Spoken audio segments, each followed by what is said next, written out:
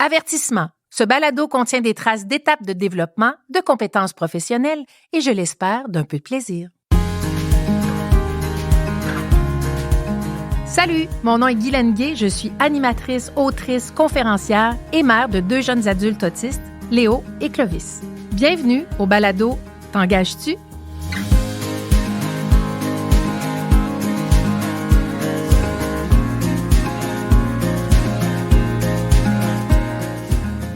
Le balado qui met en lumière les personnes autistes en emploi. Pour cet épisode dont le titre est « Prêt, pas prêt à l'emploi, partez », on aborde des caractéristiques essentielles pour être prêt à intégrer le marché du travail. J'en discute avec mes invités, David, qui est une personne autiste. Bonjour, David. Bonjour, Guylaine. Merci de m'avoir invité. Ça me fait tellement plaisir de te rencontrer, David. Et Sandra, qui est conseillère en emploi. Bonjour, Sandra. Bonjour, Guylaine. Merci à vous deux d'avoir accepté mon invitation. Avec grand plaisir. Merci. David, je commence avec toi. Est-ce que tu as un travail présentement? Oui. Est-ce que tu peux me dire un peu ce que tu fais comme travail? Bien, actuellement, je travaille à temps partiel dans un dépanneur, un coquetard pour être plus précis. Je suis comme commis étalagiste. Je place des affaires, je fais l'étiquetage. Des fois, quand on a besoin, des fois, on sort le recyclage, des fois aussi. Là. Tu manques pas de travail, tu es un gars actif. Oui, tout à fait. David, en tant que personne autiste, pourquoi c'est important pour toi? Qu'est-ce qui te motive à travailler? Bien, moi, j'ai des plans dans ma vie. J'aimerais ça comme aller à logement, avoir ma propre auto et même un jour aller voyager aussi. Donc, tu as des plans à moyen et long terme. C'est exact. Et le travail, ça va t'aider à accéder à ces objectifs-là. Oui, c'est le cas. Tu as un permis de conduire, hein? Oui. Bon, ça, c'est un bon atout. David, habituellement, c'est quoi les compétences qui sont un peu plus difficiles à développer pour une personne autiste? Bien, pour moi personnellement, là, mais c'est sûrement le cas pour d'autres autistes, c'est comme gérer les imprévus. Là. Car des fois, plus il y a d'imprévus, plus on devient anxieux. Donc, dans ton milieu de travail, ça arrive, les imprévus? Oui, aussi dans le milieu personnel aussi. OK. Puis comment tu gères ça, les imprévus? Mais là, actuellement, je commence à mieux gérer ça. C'est sûr, au début, c'était très difficile. Là, je mettrais de très difficile avant et aujourd'hui de moyen à difficile, disons. Donc, il y a eu une grande amélioration. Il y a une grande amélioration, effectivement. Puis, c'est quoi les moyens que tu prends pour que les imprévus passent mieux, mettons? Bien, moi, avant, j'analysais pas la situation avant. À cette heure, j'analyse. Plus j'analyse, moins je deviens anxieux, plus je serai prêt à quoi faire après. Donc, quand tu analyses, ça rend les choses plus concrètes. Puis quand les choses sont concrètes, c'est plus facile à comprendre pour toi. Oui. Est-ce que tu as un exemple de quelque chose qui peut arriver, un imprévu au travail, puis comment tu gères ça? Bien, c'est pas tout à fait au travail qui s'est passé, là. C'est arrivé, je sais pas si vous avez déjà entendu parler du Café Auditia. C'est un endroit où il y a des autistes se réunissent pour faire des activités. OK. C'était il y a quelques années de ça. Mm-hmm. C'était durant l'hiver. À un moment donné, il y avait comme un redoux, là. Et quand ça a comme fondu, ça a comme ramassé toute l'eau, ramassé au sous-sol. On était au sous-sol, nous autres. Mais là, on a comme perdu notre zone de confort. Ça a rendu le monde anxieux. Donc, l'eau est entrée dans le café, puis ça a bousculé ce que vous étiez en train de faire, puis les gens sont devenus anxieux. En fait, c'est arrivé... nous autres, on se réunit une fois par semaine, les vendredis soirs. C'est comme arrivé au courant de la semaine, donc... On peut appeler ça un imprévu, c'est ça que tu me dis. Oui. Sandra? Moi, je pense à un exemple qui s'est passé il n'y a pas si longtemps puis qui démontre bien à quel point que tu as évolué puis que tu as maintenant des beaux outils pour faire face aux imprévus. Je penserais à ta première journée de travail. Hein, il est arrivé un gros imprévu. Tu veux-tu en parler? Oui, mais ma gérante est arrivée en retard d'à peu près une trentaine de minutes. Hey, c'est beaucoup? Mais elle avait une raison là-dessus, donc. OK. Mais c'est une mère de famille, donc avec les enfants, des fois, il paraît qu'il y ait des petits changements. Là. Puis comment, toi, tu as géré ça, que c'était quand même ta première journée? Je m'attendais vraiment à commencer vraiment comme... Là, je commence à 9h d'habitude. Je commence vraiment à 9h, là, être prêt à tout, là. Mais finalement, je savais qu'il n'y avait pas grand-chose que je pouvais faire à part attendre. Qu'est-ce qu'on a échangé? Tu sais, quand que, dans le fond, là, on voyait qu'elle n'arrivait pas. Hein? Puis là, on a commencé à en parler. On a commencé à rationaliser un peu la situation. Il y avait des explications pourquoi elle était en retard. Est-ce qu'il y avait vraiment des conséquences aussi au fait qu'elle soit en retard? Non, pas vraiment. Pas vraiment. Tu allais être payé ta journée complète quand même. Tu n'étais quand même pas tout seul. Puis ça t'a permis de faire ta journée finalement. C'est exact. Dans le temps, est-ce que tu penses que ça aurait été aussi facile? Non. Je vais être franc, si ça aurait été comme il y a plusieurs années, j'aurais quitté. Ah oui, hein, carrément.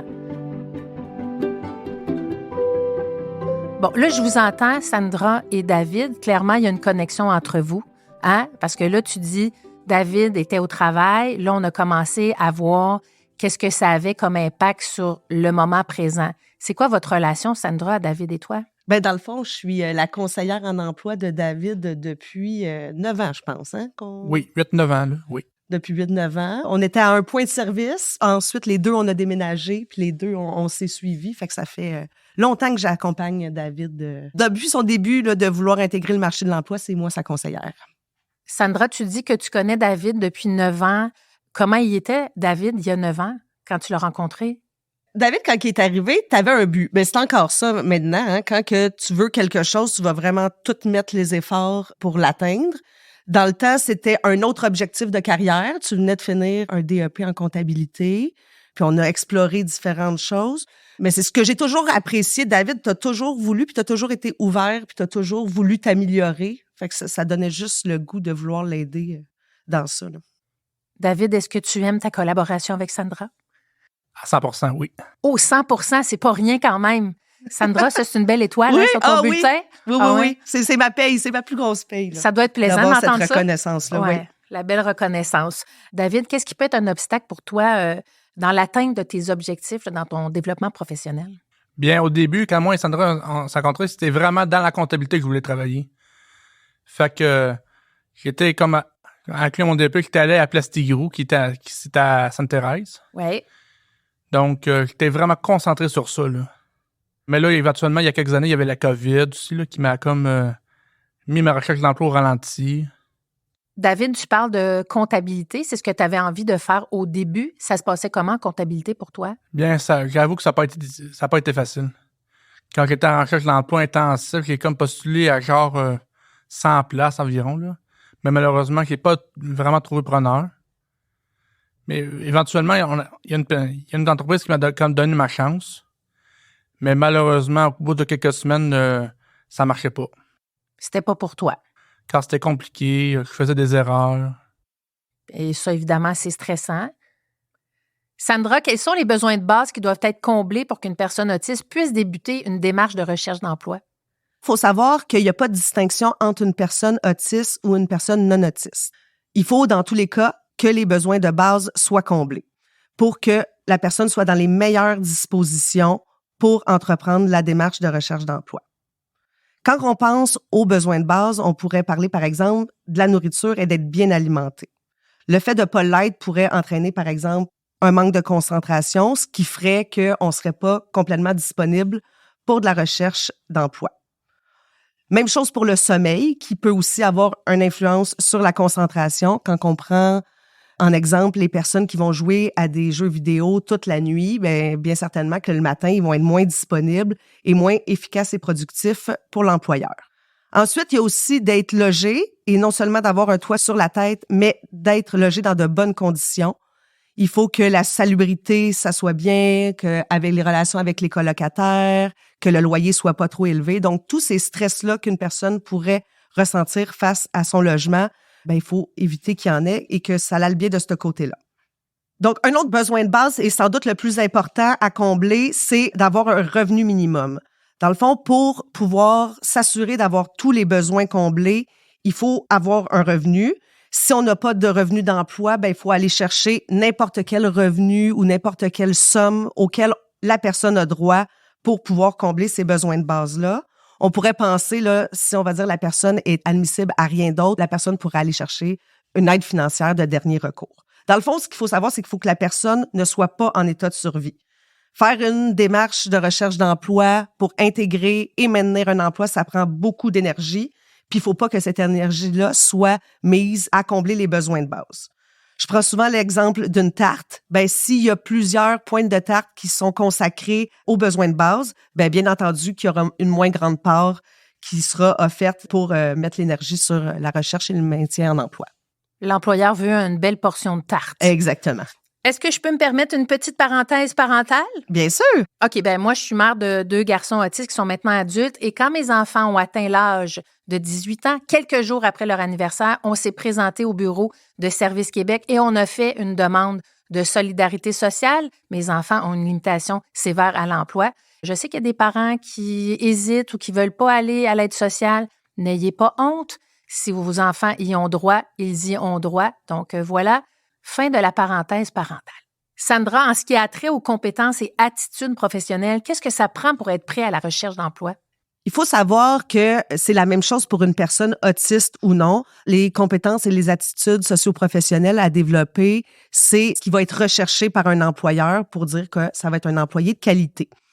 Pour apprendre ces compétences et ces attitudes-là, il y a différents moyens. On pourrait le faire en coopération dans une classe.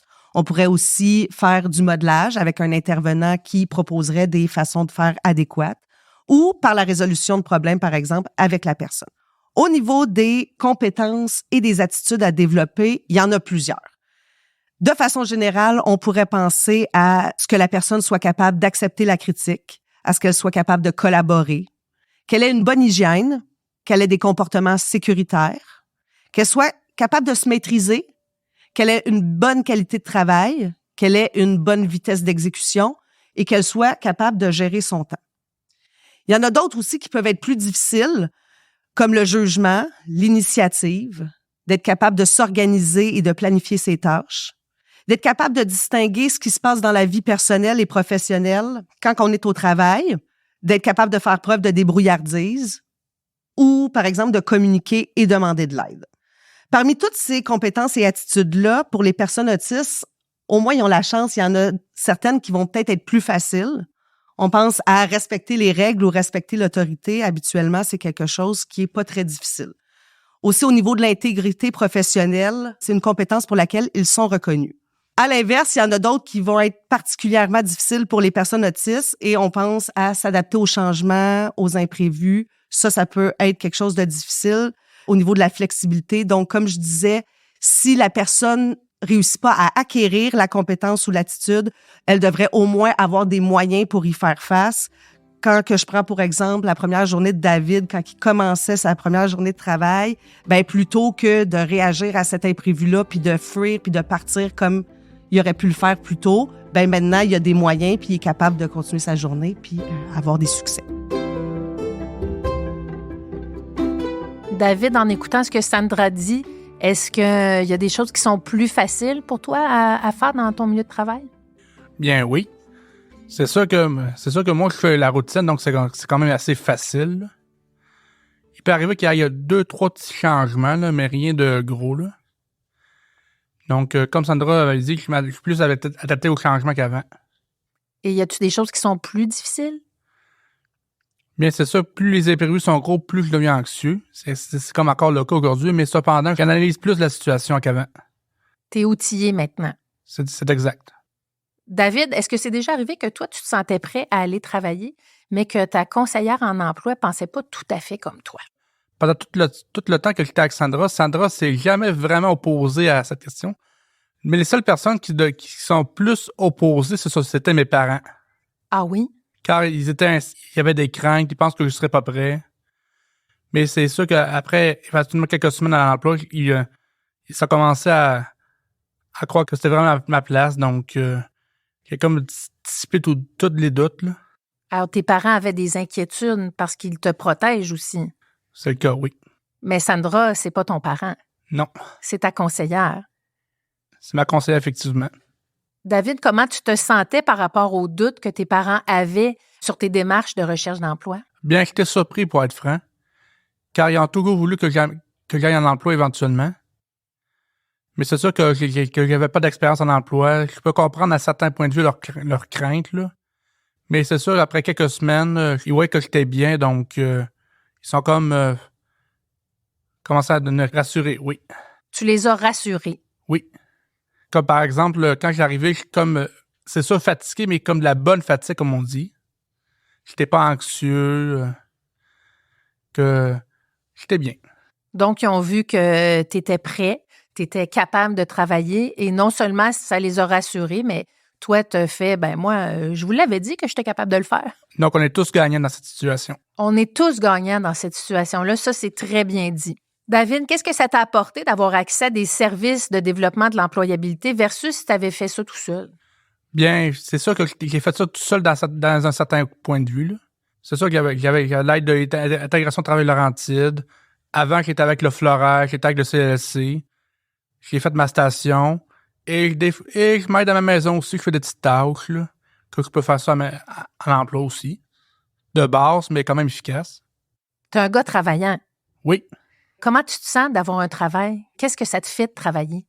Bien, ça me donne plus d'énergie, plus de compétences. J'imagine de confiance en toi, puis t'es fier de toi. Oui, avoir une bonne confiance en soi aussi. Puis qu'est-ce que tu dirais aux employeurs qui hésitent, par exemple, d'embaucher une personne autiste? Juste vous dire que les personnes autistes sont des personnes aussi qui peuvent être de très bons employés. Fiables, à l'heure, travaillants. Oui. Des fois, ça peut être votre meilleur employé d'avance aussi. Qui sait? Qui sait, employé du mois, employé de l'année? Sandra? Ben en fait, c'est ça, on parle des choses qui sont plus difficiles, mais David a des très belles forces aussi, qui sont des atouts pour les employeurs qui te rencontrent. Et dans tous les cas, là, tous les employeurs que tu as rencontrés, même si ça fonctionnait pas, ils étaient d'accord pour dire que tu avais des belles compétences. Là. C'est exact. Sandra, toi qui le connais très bien, c'est quoi ses forces à David? Oh mon Dieu, il a de la rigueur, il est impliqué, il persévère, il veut toujours donner le meilleur de lui-même. Quand que tu lui dis quelque chose, ça va être fait exactement comment ça doit être fait. On n'aura pas besoin de lui redire. Il est capable de développer des outils pour lui-même s'améliorer.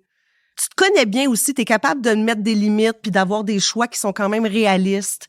Tu es game d'essayer, en tout cas. Beaucoup de belles qualités. David, est-ce que tu te reconnais dans ce que Sandra dit? Oui, je me reconnais parfaitement. C'est une conversation fort éclairante et je vous remercie. David Porlier, merci. Un grand plaisir, Guylaine. Sandra Fréchette, merci. Merci de nous avoir reçus. C'était le balado. T'engages-tu?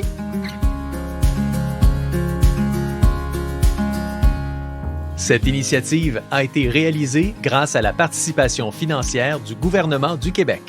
Nous souhaitons remercier Sphère, coordonnateur de l'appel de projet visant l'intégration en emploi des personnes autistes.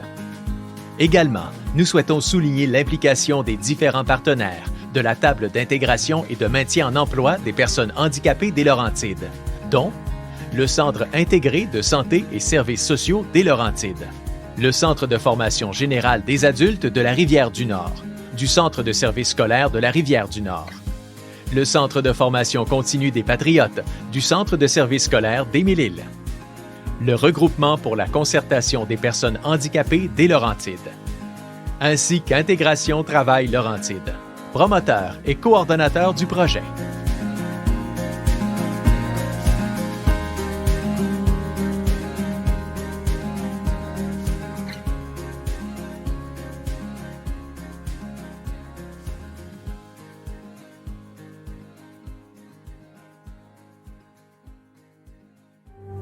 Phonique. Le fin son de l'histoire.